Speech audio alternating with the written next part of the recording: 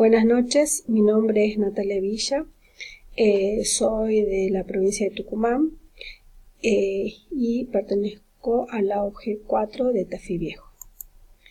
Bueno, en esta oportunidad voy a trabajar sobre las reformas borbónicas y la Ilustración. Bien, las reformas borbónicas y la Ilustración es el tema en el cual nos vamos a concentrar y vamos a desarrollar a partir de este momento. Bien, España hacia fines del siglo XVII atravesaba por problemas políticos y económicos y un serio estancamiento. Toda esta situación acrecentó los conflictos y dio lugar a la crisis en el orden colonial. La crisis colonial surgió fundamentalmente de la incapacidad de la corona justamente de poder atender las necesidades de las colonias en América, produciendo justamente la necesidad de independencia de las mismas. Y esto porque se da con el fin de acrecentar su economía y la capacidad de defensa ante otras potencias.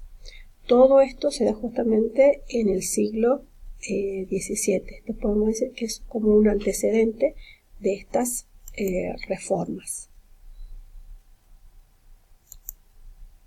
Las reformas borbónicas, como decía, en este panorama justamente la monarquía borbónica intenta revertir esta situación incorporando una serie de reformas. Y estas se llaman las reformas borbónicas. El surgimiento de estas reformas. Las reformas tienen causas y tienen consecuencias. Cabe destacar primero que dichas reformas surgieron dentro de un espíritu de la época, apoyándose justamente en las ideas reformistas de los grupos ilustrados, quienes sostenían que para salir de esta situación era necesario atacar los problemas que lo habían ocasionado. Como les decía, estas reformas surgen en este contexto, justamente en el contexto de la sucesión de las dinastías de la dinastía de los Borbones. Tiene lugar justamente en España y en sus colonias. Y en este sentido España, para recuperarse de esta situación en la que se encontraba, necesitaba reformular las relaciones con sus colonias. Pero para hacerlo, desde esta situación debía recuperar el poder. El monarca debía volver a ocupar el lugar de cúspide y tomar el poder total que hasta ese momento como que los habían desplazado. A partir de esta recuperación del poder por parte del monarca, algunos historiadores van a preferir hablar de un absolutismo ilustrado, en el sentido de que el monarca se encontraba sometido a las leyes morales y a los pactos sociales, mientras que por otro lado va a aparecer otra denominación llamada el despotismo ilustrado, donde el déspota era el tirano que ejercía el poder para su propio beneficio.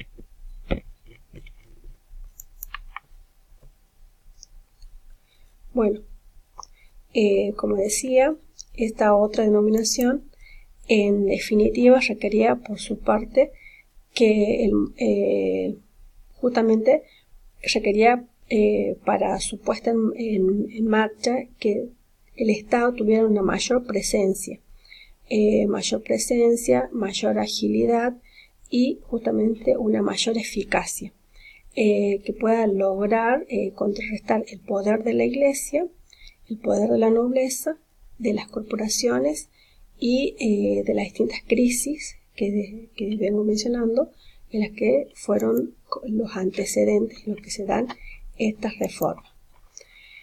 La Ilustración La ilustración, como ya lo había mencionado, las ideas de la ilustración van a tener una gran repercusión dentro de España. Justamente, ¿por qué? Porque estas ideas ilustradas tuvieron esta repercusión justamente gracias a que se dio un periodo de una relativa paz, lo que permitió la concentración de los recursos humanos y económicos que antes eran justamente destinados a la guerra. Expertos del siglo XVIII van a sostener que el tema central del pensamiento ilustrado era justamente la educación, puesto que sostenían que las reformas más profundas debían ser desde el cambio justamente de la mentalidad. Las ideas iluministas van a plantear una ruptura con los dogmas y las ortodoxias, partiendo justamente en su lugar desde el racionalismo. Entonces, esta es la idea central que va a marcar la ilustración y que va a calar profundo en las reformas y que va a tener mucha importancia en España fundamentalmente. El alcance de estas reformas lo podemos ver en distintos ámbitos. Podemos ver que las reformas se dieron en la parte administrativa, ya que se crearon dos virreinatos, uno en Nueva Granada y otro el virreinato del Río de la Plata. Otro tipo de reformas que se dieron también fueron las reformas militares. Se crearon ejército y también se dieron las reformas religiosas.